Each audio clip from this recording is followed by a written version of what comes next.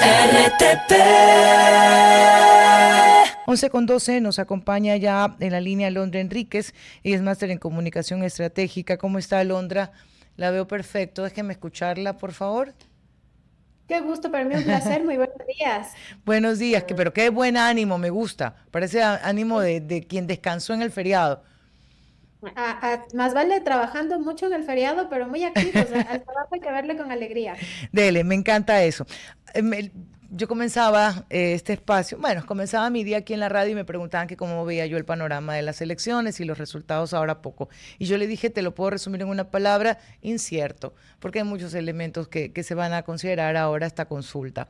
Pero, Alondra, con 5 días de campaña legal, más unos tantos de campaña que no se puede controlar, ¿qué te dicen las encuestas hoy? Bueno, nosotros desde el análisis de redes sociales con Golden Social Suite hemos hecho un monitoreo del 27 de octubre al 4 de Ok. noviembre. Entre los hallazgos principales se encuentra que todavía la gente no está en este calorcito electoral, todavía no hay un interés, digamos, multitudinario sobre el día, el 16 de noviembre que iremos a las urnas. Sin embargo, sí se han movido datos muy importantes que son obviamente la evidencia del interés que hoy tienen sobre todo ciertos públicos sobre lo que se está discutiendo para esta elección. Entre el 27 de octubre y 4 de noviembre se han generado 88.000 publicaciones, han participado 20.000 usuarios, se han generado 2.4 millones de reacciones, 588.000 comentarios y 532.000 compartidos.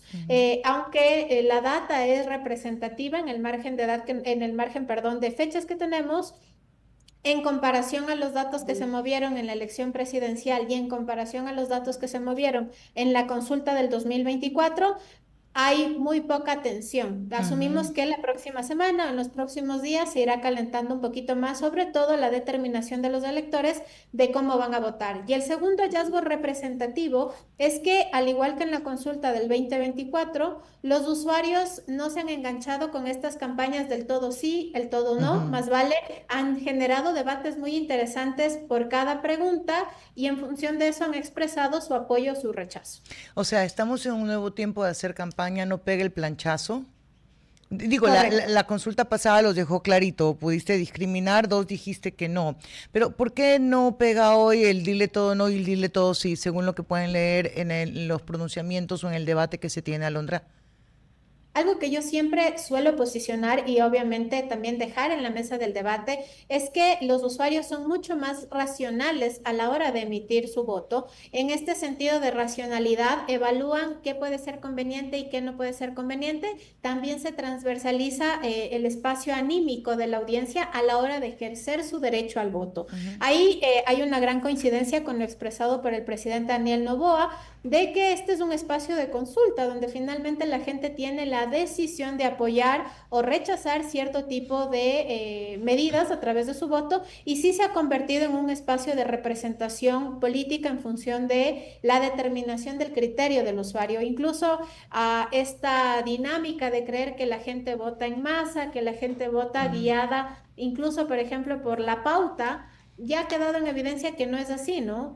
Sopesa mucho la agenda de narrativas, de Ya, propuestas, de causas que transversalizan una elección. ya, Alondra usó una palabra, racionalidad, ¿cierto? Dijo usted hace un momento.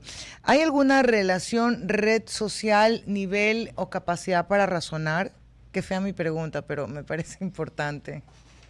No, y es legítima, es totalmente legítima, porque, por ejemplo, si tuviéramos que encasillar dónde está esta discusión racional, jurídica, política, probablemente diríamos la discusión a ese Ujú. nivel está netamente en Twitter. Ya. Sin embargo, lo que vemos hoy es que existe una gran participación de incidencia política en la red social de TikTok.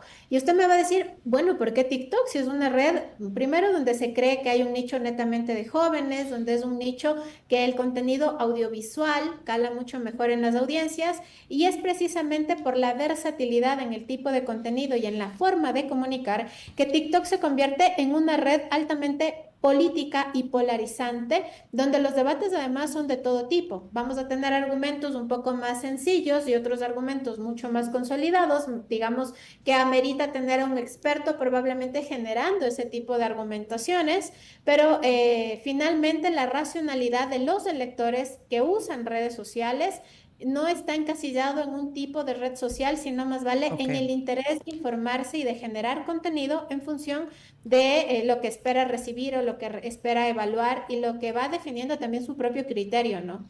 Alondra, voy a salir un ratito de escena, pero vamos a darle paso a Carlos Miguel Flores Cordero, que ya llegó para compartir esta entrevista con usted.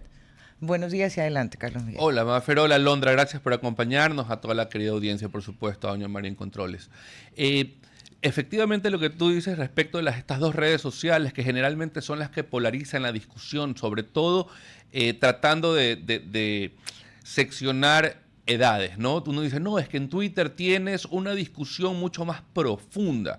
Y yo lo que veo en Twitter es que es una posición un poco más polarizada. Es decir, es totalmente sí, totalmente no. Es anti el uno, anti el otro. No hay una discusión plagadas de argumentos, sino de odios y de rechazo. En cambio, en TikTok yo veo mucha más intervención de influencers o creadores de contenido jóvenes que tratan de llegar, que es lo que ha ocurrido en elecciones anteriores a nivel global, tratan de llegar a través de esta red social al porcentaje de votantes que existe en el país, que mayormente va a las urnas y sobre todo termina eligiendo al presidente o a los asambleístas, o en este caso, si vamos o no a una constituyente. Ahí, por ejemplo, es importante hacer una precisión. Mire que en la mañana revisábamos justamente cómo estuvo la conducta electoral en la segunda vuelta del 2025, cuál era ese nicho importante que en su momento capitalizó el presidente Daniel Noboa y finalmente la generación millennial y la generación Z que aparentemente se la suele encasillar, sobre todo a la generación Z, en que es apolítica, no le interesa participar electoralmente. La conducta ha sido totalmente distinta sobre la evidencia de los datos y estas dos generaciones representan el 43% del padrón electoral hoy por hoy en Ecuador.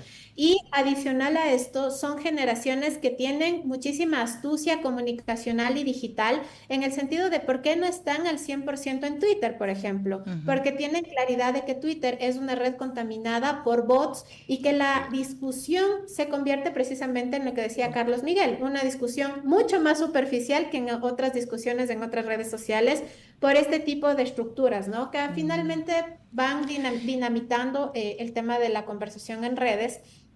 Y algo importante es evaluar la conducta de estas generaciones durante el paro nacional. Estas generaciones tienden a ser muy críticos de esta cultura de cancelación vinculada, por ejemplo, a discursos de odio, a discursos racistas, a discursos sectarios y elitistas. Y eso lo pudimos evidenciar en cómo respondieron las redes sociales a el espacio del paro nacional. ¿Qué es lo que sucedió? Si bien es cierto, había una crítica a ciertas posturas reaccionarias como el cierre de vías, el tema de cerrar mercados, entre otros, fue más crítica la respuesta de estas audiencias cuando escuchábamos voceros que tenían estos discursos, por ejemplo, de vamos a coger la escoba y a barrer a estos incendiarios, estos discursos demasiado generalistas donde se hablaba de que todo el movimiento indígena es narcoterrorista. Tal fue la inconformidad que se levantaron, como tú decías, Carlos Miguel, influenciadores que tienen comunidades importantísimas, una alta credibilidad en defensa del movimiento indígena y en la reivindicación de sus causas. Un caso de esos fue Ñusta Picuasi, una cantante otavaleña espectacular, además un referente nuestro porque compite y está en la palestra de Latinoamérica, precisamente por sus simbolismos culturales, por esta hermosa voz que ella tiene, y ella hizo una campaña muy bonita donde decía que ella no entra mucho en discusiones políticas, pero que no está de acuerdo en esta estigmatización de narcoterroristas a su pueblo y que pare la represión y se abra el diálogo. Sí, qué bueno que pones ese elemento acá a la discusión, porque todo está relacionado, esto no se ve por capítulos, digamos, al final del día. Ahora, Alondra, las encuestas nos han demostrado que se equivocan y se equivocan mal plan. Pero, ¿qué tanto se puede medir, deja cómo acomodo la pregunta, entre el nivel de conversación, el tipo de conversación, lo positivo, negativa que puede ser la conversación en relación a una elección, sí la atinan con los resultados de las elecciones, sí guarda relación lo que se discute con lo que la gente vota al final del día. Totalmente, Ok. totalmente. Recordemos que el efecto de la pandemia del 2020 priorizó la atención de las redes sociales y legitimó el espacio de las redes sociales por dos factores importantes. El primero es que las redes sociales se convirtieron en el primer mecanismo de comunicación en tiempo real. Nosotros veíamos las noticias en tres franjas horarias habitualmente, en la mañana, media tarde y noche, pero con la pandemia el streaming se convirtió en el primer consumo, al menos aquí en Ecuador y en América Latina y en varios países del mundo, porque era en tiempo real que se transmitía si hay vacunas, no hay vacunas, si aparecían muertos o no aparecían muertos en las calles. O sea, fue un momento de conmoción y de inmediatez producto de la pandemia que hizo que la gente prefiera las redes sociales.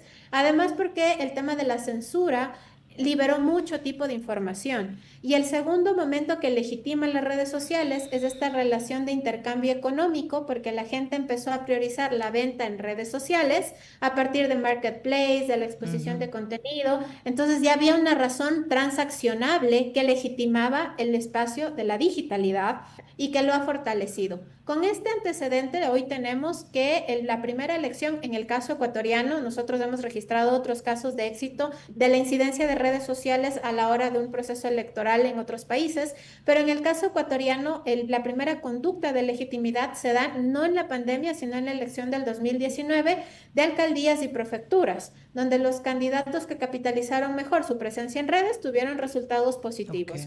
El segundo momento fueron las elecciones del 2021. Ustedes recordarán la campaña de Guillermo Lasso versus la de Andrés Arauz, que le permitió tener una gran visibilidad y finalmente exponer de alguna forma sus propuestas y capitalizar desde el lado emotivo y político sus resultados. En el caso nuestro, lo que nosotros hacemos es trabajar además un volumen de data, capitalizar el Big Data, transformarlo a Smart Data y no solo leer nichos pequeños de encuestas, sino que aprovechar la data para leer millones de interacciones en tiempo real y determinar cómo quedaría el panorama electoral con miras a una elección. Nuestros resultados como empresa ecuatoriana han sido de los más exitosos desde el año 2021, lo que da también la tranquilidad a quienes consumen nuestros datos de tener los resultados casi que traspolarizan el tema de lo real a lo digital y eso permite que hoy, por ejemplo, podamos comentar algunos datos sobre la consulta popular, qué preguntas caminan con buen margen de aceptación y probablemente en cuáles es indispensable corregir las estrategias que han ampliado desde el sí y el no. ¿Estamos? Sí, no, Alondra, solo algo decías, que todo sí, todo no, no está pegando, que la gente está ubicada en ese análisis de qué es lo que va a hacer. ¿Cómo deberían ser las campañas para ser efectivas si el global no funciona? Si el voto en plancha no funciona. En el caso, por ejemplo, de lo que estamos viendo en redes Ajá. sociales, hay una dinámica de analizar con mucha conciencia qué preguntas sí son viables, qué Ujú. preguntas probablemente no generan confianza. No es que están teniendo altos márgenes de rechazo, sino que no están logrando la credibilidad que se esperaría.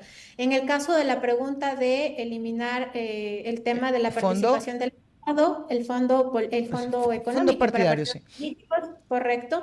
Esa es la que tiene mayores niveles de aceptación, de la misma forma que la reducción de asambleístas. Esas gozan de un 63 a un Y 67% la de primera, apoyo. y sobre las bases extranjeras, ¿qué pasó? Yo hubiera pensado que era En un sí el, redondo. en el caso de las bases extranjeras, hubo algunos momentos donde la gente entró en un espacio de desinformación, no tenía muy claro de qué se trata el tema de las bases Ujú. extranjeras y se levantó un primer espacio de inconformidad cuando la gente en redes sociales escuchó que las primeras bases se sentarían en Galápagos, Correcto. Baltra particularmente, y se Ujú. levantó un espacio de temor sobre los riesgos que podrían implicar en Entiendo. el tema Donde, ambiental, en el tema de... donde inclusive hubo fotos de antaño en cuando habían bases gringas en Galápagos, estamos Y hablando la de los destrucción y 50 toda la Correcto. y historia. de los Pero gringos trepados en las además, Galápagos y todo el tema, ¿no? y correcto, además, a partir de estas imágenes que retrata Carlos Miguel, fue muy novedoso cómo se produjo contenido en redes sociales, por ejemplo, con dibujos animados, Ujú. donde veíamos botas que pisaban precisamente los caparazones de las tortugas. Entonces, eso levantó mucha preocupación. Sin embargo, hasta el día jueves de la semana anterior había un 40% como de neutralidad, es decir, en redes sociales la gente no entendía muy bien qué pasaba. Ok. Cabe destacar que la entrevista del día viernes del presidente Daniel Noboa en un medio de televisivo nacional, En cuando él... Teleamazonas, no hay problema, dígalo. Ah, correcto, Sí, si no hay perfecto. drama con eso. Aquí nunca, siempre la Con fuente. perfecto. Con Milton Pérez, sí generó como un espacio de reducir la neutralidad y empezar Ujú. a fortalecer el posicionamiento positivo, porque el presidente ha dicho que finalmente van las bases a Manta y Santa Elena, que Ujú. es donde se debe priorizar el control, sobre todo de puertos. Sin embargo, también ha levantado algunas críticas en virtud de que de las entrevistas que habíamos visto, la gran mayoría ratificaban lo contrario a lo expresado el Sí, día viernes. Esa es una pregunta que genera todavía, digamos, mucho debate en ya. términos que la gente no sabe muy bien de qué trata y qué sucederá. Alondra, de acuerdo a cómo vayan pasando los escasos días que tenemos para campaña, hagamos otra entrevista de este tipo para ver cómo lo que se va diciendo, porque las declaraciones, en el caso lo decía bien, de Valtra, que ya no es Valtra, van cambiando y el no, ¿por qué no? Y por qué no, no surten efecto. Lo conversamos quizás al inicio de la próxima semana a ver cómo están esos datos en las redes, ¿ok? Encantada, para mí siempre un placer poderles acompañar. Ya amo su espíritu, así todo de energía. Gracias, Alondra, un abrazo. RTP